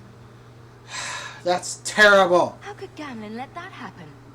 I think there's a reason Mother didn't talk about him much. I agree. Seriously, though, those scum have no right to our family's things. Well, correct. We should break in there. Get the will for Mother. Absolutely. Definitely. Hands I down. I already talked to both of them about this. Gamlin said they guard the front entrance well. But Mother gave me her old key. She said it should unlock the cellar. Apparently the sewers run right beneath the house. Nice. Okay, well I know what we're going to do. That's for sure. As for this cheese, I love cheese, but yeah, that's the only thing that that cheese is only Gamlin is worth it. I just keep waiting for the Templars to knock on that door. Oh, sister, we'll do our best to ensure that that doesn't happen. So, let's see what we've got.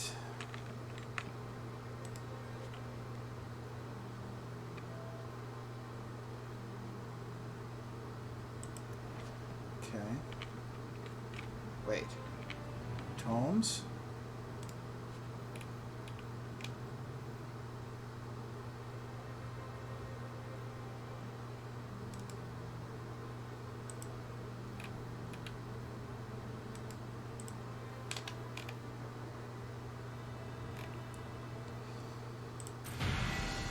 Okay.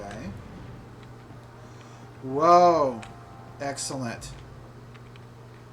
Working for Athenriel paid off.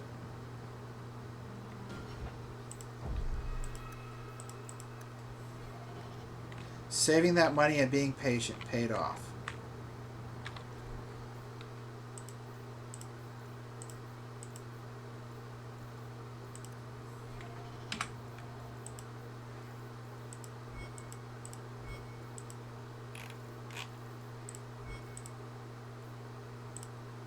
Commissioned by an infamous Navaran dragon hunter. This armor was crafted in a time when dragons had almost been hunted to extinction.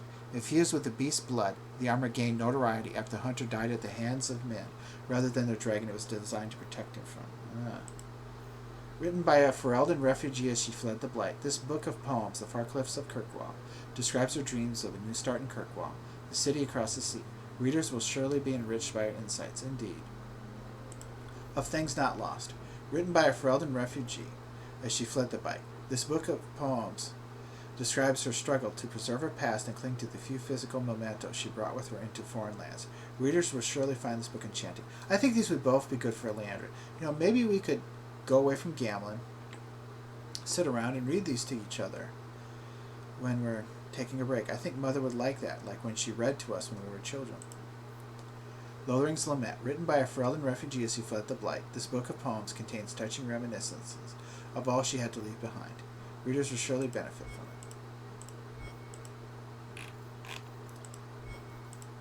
Yeah, I think she would like that. I think that would make her happy again.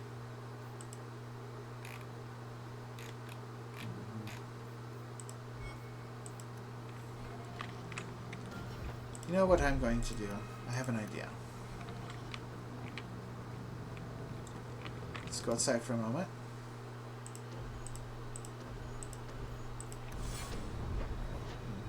I'm going to go out to Lowtown.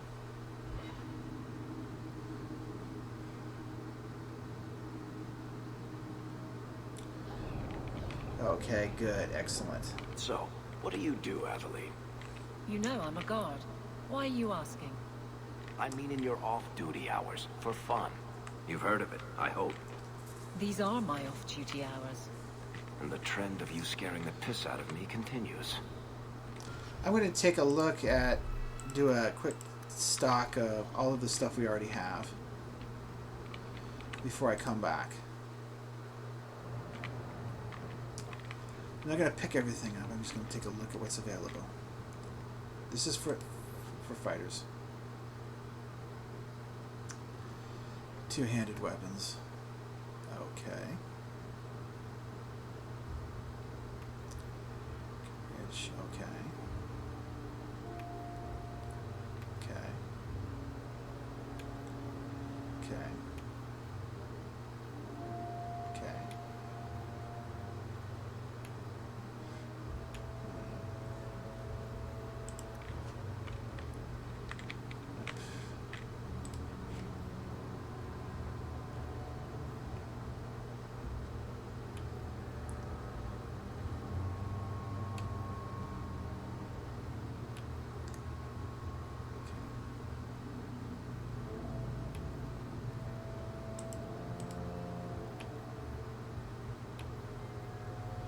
Yep, this paid off.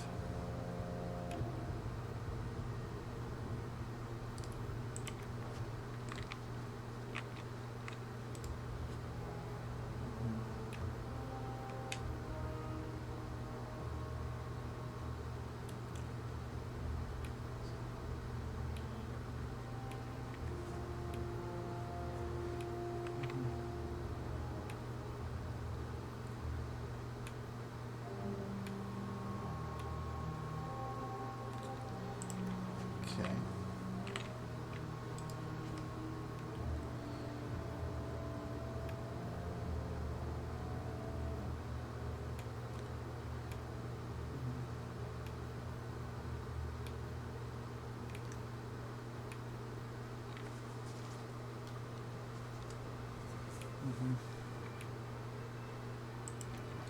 Okay.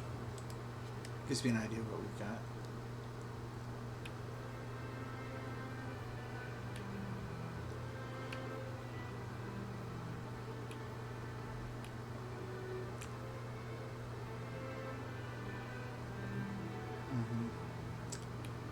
Oh, the wedding ring for Amel. Oh, Bethany would like that.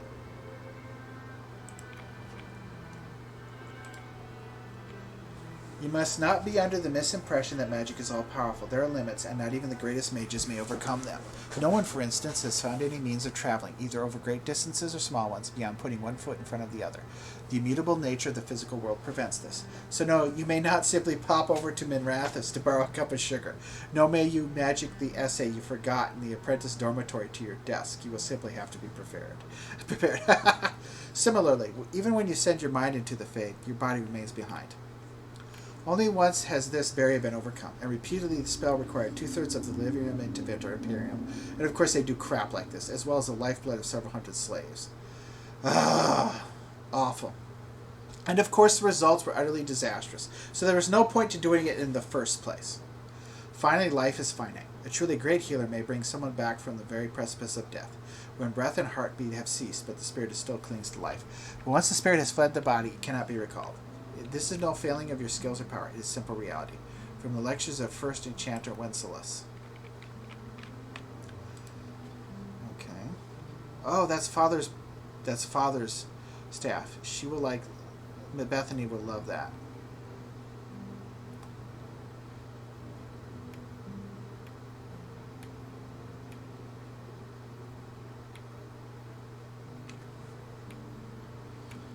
Okay. So for now...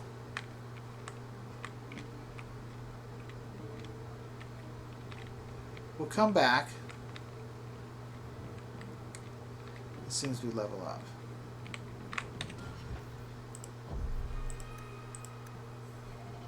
All of us.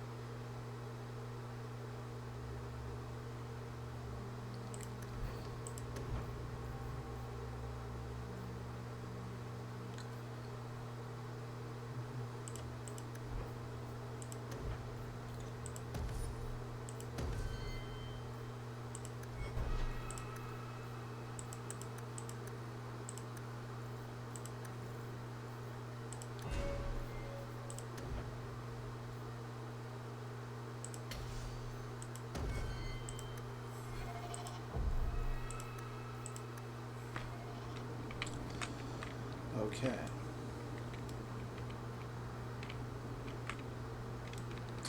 One other thing we're going to do.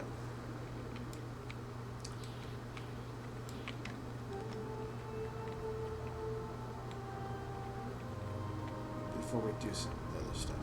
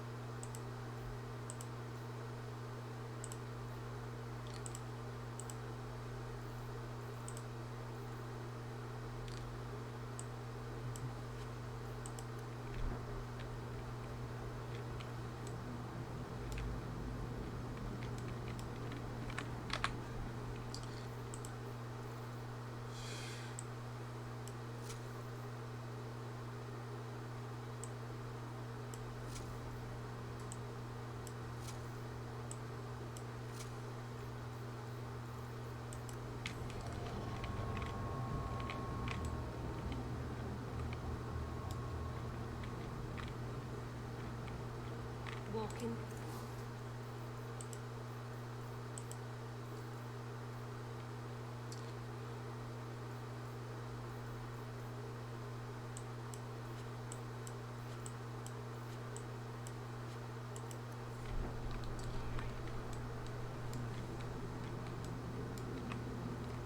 Hey, puppy, let's get out.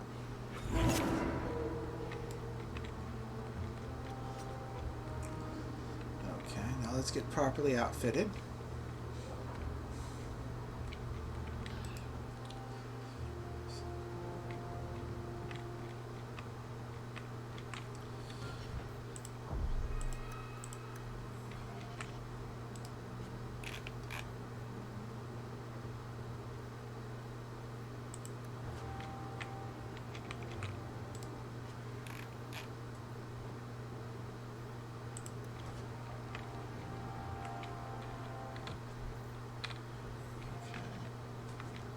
Let's take the stuff that's two-handed, two-handed, two-handed.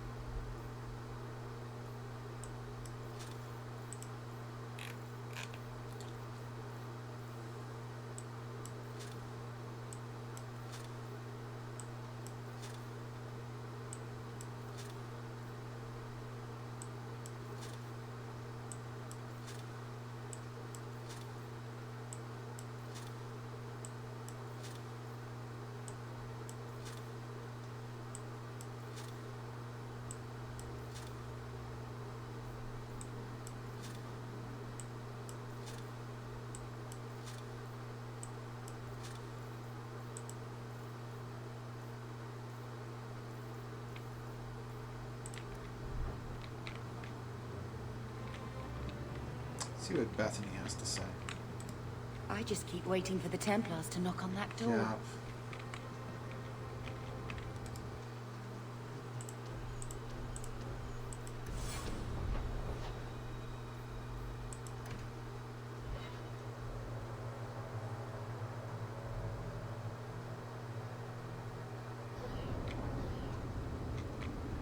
Are you really not afraid of apostates?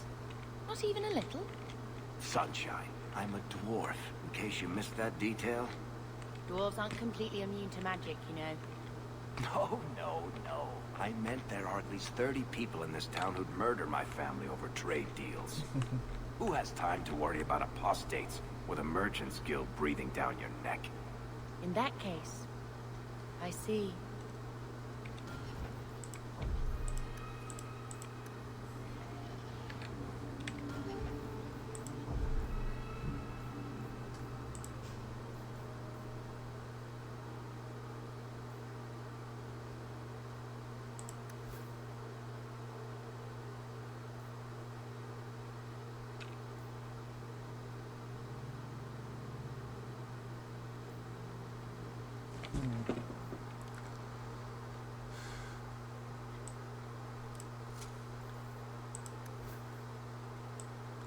I will keep Sir Wesley's shield.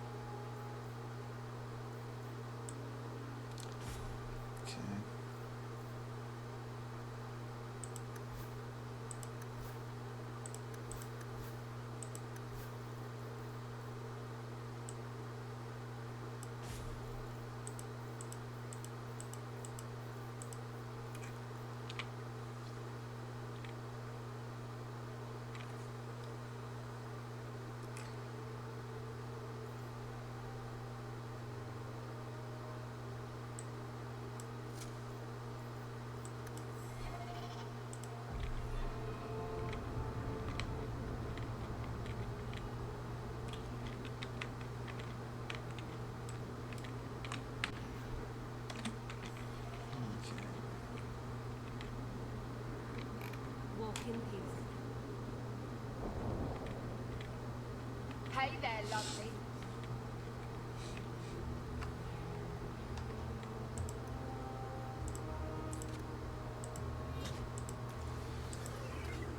Ha!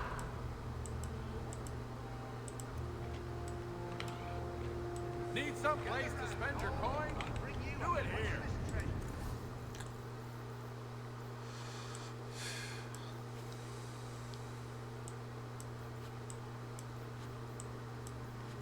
I'll keep that for Aveline. I think that means something to her on a personal, emotional level.